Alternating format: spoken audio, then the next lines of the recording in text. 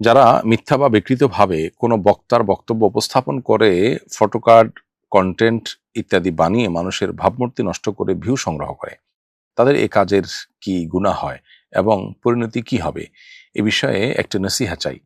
আমিও আগে এমন কিছু কন্টেন্টের প্রভাবে বিভ্রান্ত হয়েছিলাম এবং অনেক স্কলারকে খারাপ ভেবেছি। খুবই গুরুত্বপূর্ণ একটি প্রশ্ন, প্রিয় দর্শক। খুবই জঘন্য এবং অন্যায় একটি কাজ এটি। আমাদের সমাজে সোশ্যাল মিডিয়াতে আজকাল প্রচুর পরিমাণে এ ধরনের ফটোকার্ড আমরা দেখতে পাই। আমি নিজেও এর ভিকটিম।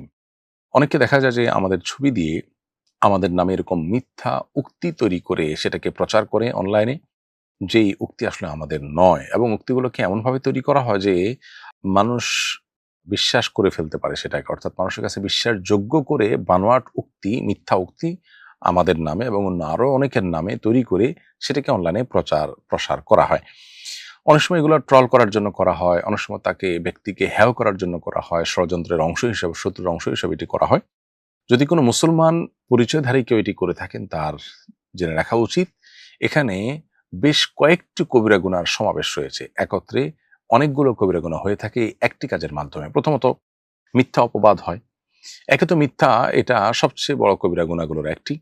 আবার মিথ্যার মধ্যে আবার আপনি শুধু মিথ্যা বলছেন তা নয়, তার মাধ্যমে আরেকজনের নামে মিথ্যাচার করার ফলে তার নামে আপনি অপবাদ দিচ্ছেন। তিনি যেটা বলেন না সেটা তার ব্যাপারে আপনি আরোপ করছেন, সেটি আরেকটি গুনাহের ব্যাপার। এর পাশাপাশি এর মাধ্যমে ওই লোকটাকে আপনি হেয় করছেন, অসম্মানিত করছেন, তুচ্ছ-তাচ্ছিল্য করছেন তাকে সমাজের মানুষের কাছে, সেটি একটি বিষয়। আবার ওই লোকটা সম্পর্কে সাধারণ মানুষের মনে বাজে চিন্তা প্রবেশ করাচ্ছেন।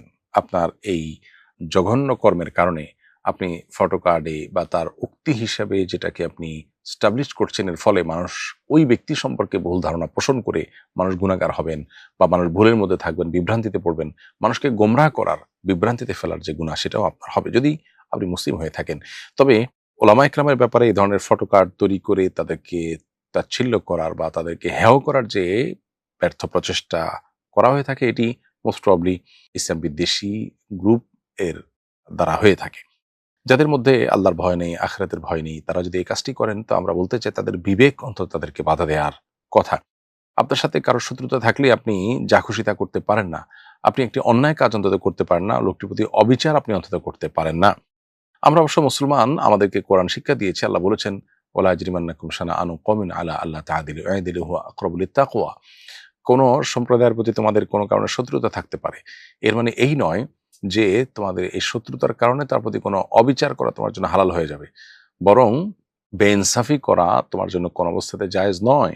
সবসময় ইনসাফ বজায় আমাদেরকে রাখতে হয়। কোরআন কিন্তু সেই নির্দেশনা আমাদেরকে দিয়েছে। অতএব আমরা যদি মুসলিম পরিচয় দিয়ে থাকি, তাহলে সেক্ষেত্রে যত বড় শত্রুই হোক না কেন, তার নামে মিথ্যা উক্তি বানিয়ে সেটা দিয়ে ফটোকার্ড তৈরি করে অনলাইনে মানুষকে বিভ্রান্ত করা, এটা নাজায়েজ এবং গুনাহের কথা। সর্বমনা মানুষকে বিভ্রান্ত করা, একজন মানুষের সম্মানহানি করা, তার ব্যাপারে মিথ্যা অপবাদ দেওয়া, অনেকগুলো কবিরা গুনার সমাহার এখানে একসাথে আছে। একটা মানুষের জাহান্নামে যাওয়ার জন্য আর বেশি কিছু প্রয়োজন নেই। আর ইসলাম বিদ্বেষী কেউ যদি এরকম কিছু করে থাকেন, তার বিবেক অন্তত তাকে এই ধরনের কাজ থেকে বিরত রাখা উচিত। যদি তা না হয়, তাহলে তিনি শুধু অমুসলিম নন, তিনি বিবেচনাহীন একজন মানুষ।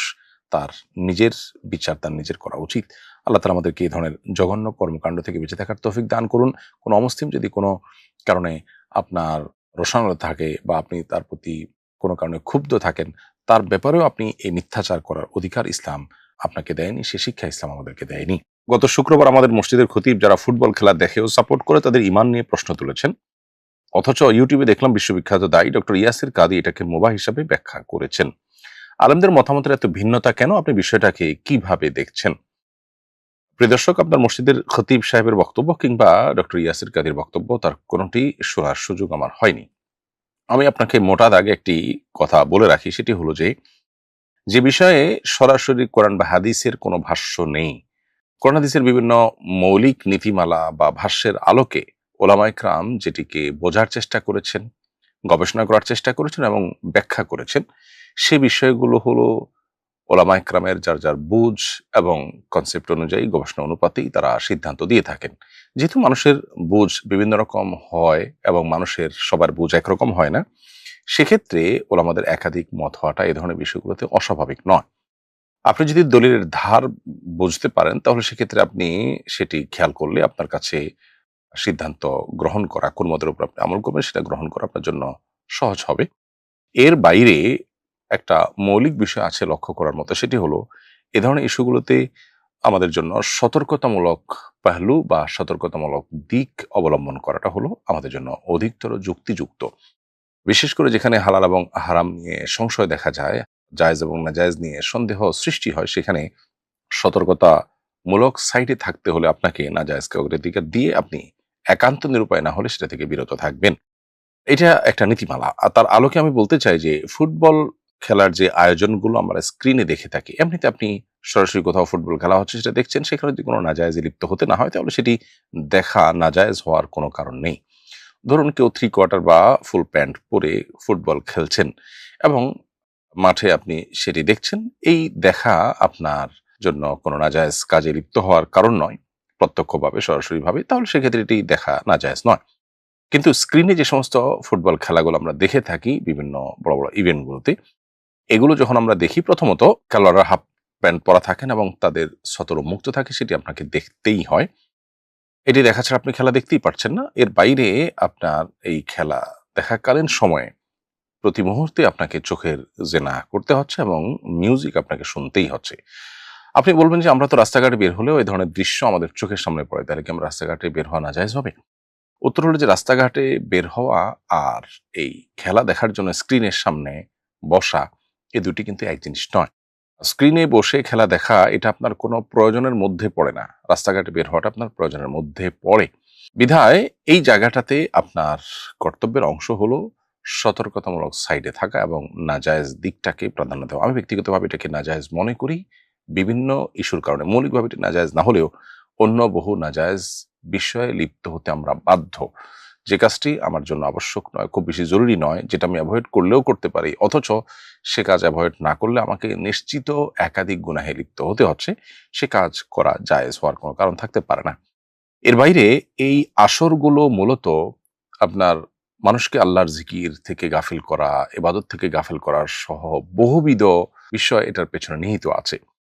সবচেয়ে বড় কথা হলো যে ইবাদত বন্দেগী করার জন্য, আল্লাহর স্মরণের জন্য যে পরিমাণ মনোসংযোগ আমাদের আজকাল দরকার, সে ফোকাসের ঘাটতি আমাদের ঘরে, ঘরে জনে, জনে আজকাল। আমরা কোনো কিছুতেই আসলে ফোকাস ধরে রাখতে পারছি না। ডোপামিন এত বেশি আমাদের চতুর্পাশে, আমাদের মানে এত আয়োজন, যে আয়োজনের ফলে আমাদের প্রতিনিয়ত ডোপামিন নিঃসরিত হচ্ছে এবং ডোপামিন আমরা হাবুডুবু খাচ্ছি বলতে গেলে। সেই এরকম একটা সময় এরকম একটা ইভেন্ট মানুষের মনোযোগকে কত বেশি, মনোযোগের শক্তিকে, সামর্থ্যকে কত বেশি ধ্বংস করে দেয় সেটা বলবার অপেক্ষা রাখে না। আপনি নিজের ইবাদত বন্দেগী, নিজের ফোকাস, মনোযোগ, আল্লাহর স্মরণ এগুলোকে ধরে রাখবার প্রয়োজনে হলেও এ ধরনের ইভেন্ট থেকে আপনার দূরে থাকা উচিত সন্দেহাতীতভাবে। এর বাইরে এটাকে ঘিরে যে জুয়াসহ বিভিন্ন হারাম বিষয়গুলো বিশ্বব্যাপী প্রতিষ্ঠিত হয়ে থাকে এবং সেগুলো আপনার ব্র্যান্ডিং হয়ে থাকে, সেটাও কিন্তু বলার অপেক্ষা রাখে না। বিধায় নানাবিধ কারণে একজন ঈমানদার তার জীবনে মূল্যবান সময়গুলোকে এ ধরনের খেলাধুলার পেছনে, বিশেষ করে যে খেলাধুলা বলা হচ্ছে নিছকই বিনোদন, সেগুলোকে জীবনের খুব গুরুত্বপূর্ণ বিষয় বানিয়ে ফেলা, তার জন্য শত, শত ঘন্টা ব্যয় করা, নিজের মনোসংযোগ নষ্ট করা, সেগুলো দেখতে গিয়ে বহুবিধ গুনাহে লিপ্ত হওয়া, এগুলো কোনো ঈমানদারের জন্য অন্তত সাজানো না। নবী করিম সাল্লাল্লাহু আলাইহি ওয়াসাল্লাম বলেছেন, "মান হুসনি ইসলামিল মারই তারকু মা লা ইয়ানিহি", একজন মুসলমান ইসলামের সৌন্দর্য হলো অনর্থক কাজ থেকে বিরত থাকা। নবী করিম সাল্লাল্লাহু আলাইহি ওয়াসাল্লাম নিজেও কিন্তু কোনো খেলা, কোনো আপনার শারীরিক কসরতের যে কম্পিটিশন, সেটা উপভোগ করেছেন। এটা ততক্ষণ পর্যন্ত জায়েজ, যেটা আমরা শুরুতে বললাম, যতক্ষণ পর্যন্ত এখানে কোনো নাজায়েজ বিষয় যুক্ত না হচ্ছে, যতক্ষণ পর্যন্ত এটি আপনাকে নেশা তৈরি করতে না পারছে এবং এডিকশন তৈরি না করছে। এই জাতীয় খেলাগুলো যারা নিয়মিত দেখেন এবং ফলো করে থাকেন, এটা তাদের কাছে অনেকটা নেশার মতো হয়ে যায় কিন্তু। বিধায় এই বিষয়গুলো নিয়ে আমাদের ভাববার যথেষ্ট সুযোগ আছে এবং এটিকে জায়েজ যদি কোনো আলেম বলেও থাকেন, তারপরেও সতর্কতামূলক সাইড হবে আপনি এটা থেকে দূরে থাকা, এভয়েড করা। পশ্চিমে যে সমস্ত ওলামা ইকরাম থাকেন, তারা পশ্চিমের প্রভাবে অনেক ইস্যুতেই তারা কিন্তু বেশ খানিকটা বলা যেতে পারে মডারেট হয়ে থাকেন, বেশ খানিকটা তারা কম্প্রোমাইজিং হয়ে থাকেন। সেটা পরিবেশের প্রভাব অনেকটা বলতে পারেন। এই বিষয়টা কিন্তু বিভিন্ন ক্ষেত্রে আমরা দেখেছি। সমকামীদের মতো একটি স্পষ্ট হারাম বিষয়, যে বিষয়ে আমাদের কোনো দ্বিমত নেই, ভিন্নমত নেই, সে ব্যাপারে দৃষ্টিভঙ্গি কি হবে? এ বিষয়ে আমি পশ্চিমের আলেমদের মতামত শুনে বেশ অবাক হয়েছি। সব আলেমদের না, কোনো আলেমের মতামত শুনে বেশ অবাক হয়েছি। তো এই জন্য কেউ যদি কোনো হারাম বা কুফর দ্বারা পরিবেষ্টিত এলাকায়, কাফের অধ্যুষিত এলাকায় বসবাস করেন, সেখানে সব কথা তিনি মন করে বলতেও পারেন না, এবং এলাকাতে যে তার ওই অঞ্চলে যে হারাম বা কুফরের ছড়াছড়ি আছে সেটার প্রভাব তার মধ্যে কিছু না কিছু হলেও পড়ে, আর কিছু না হোক একটু হলে তিনি কম্প্রোমাইজিং হয়ে যান। ফলে এই বিষয়টিও আমাদেরকে মাথায় রাখতে হবে সিদ্ধান্ত নেওয়ার ক্ষেত্রে। একজন বাবা বৃদ্ধাশ্রমে বসে ছেলে মেয়েদের অভিশাপ দিয়েছেন এবং বলেছেন তার সন্তানরা যেন তার মৃত্যুর পর লাশটাও না ছুঁইতে পারে। সম্প্রতি এটি মিডিয়া ভাইরাল হয়েছে। ঘটনাটি আমাকে গভীরভাবে ভাবিয়েছে। আমার মেয়েও আমার কথা শুনে না। ছেলে মেয়ে এবং বাবা মায়ের উদ্দেশ্যে একটু নাসিহা করবেন প্লিজ।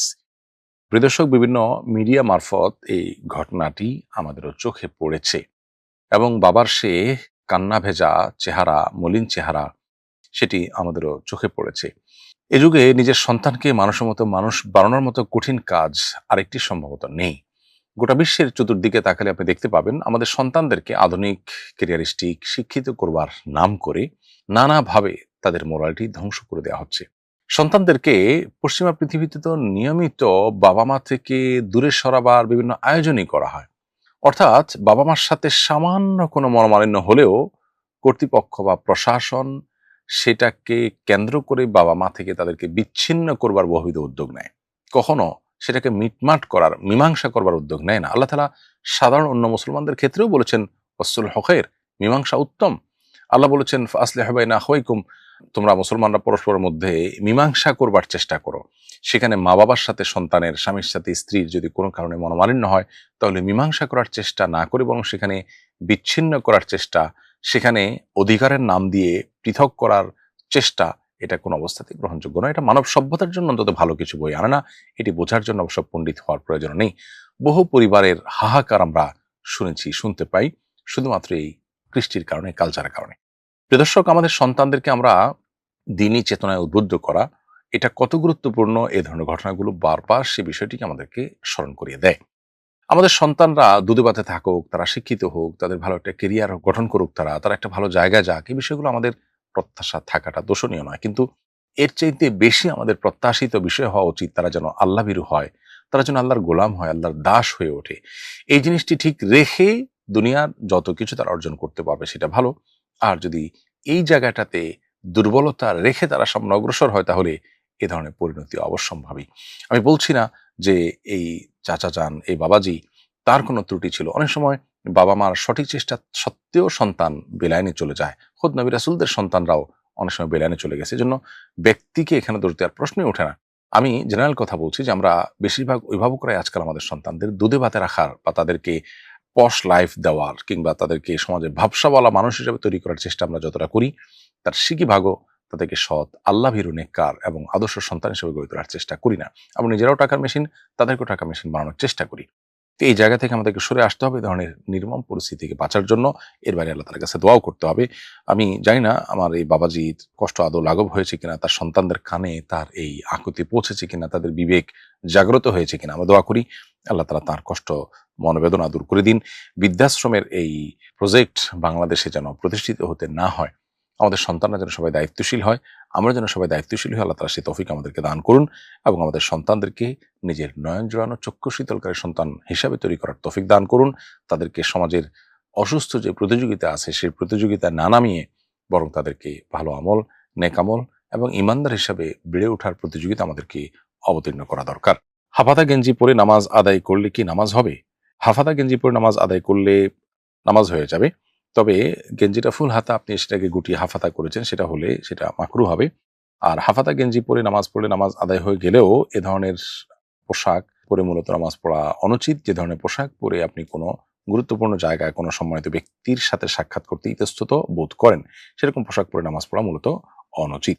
আসুন্নাহ ফাউন্ডেশন, উম্মার স্বার্থে সুন্নাহর সাথে।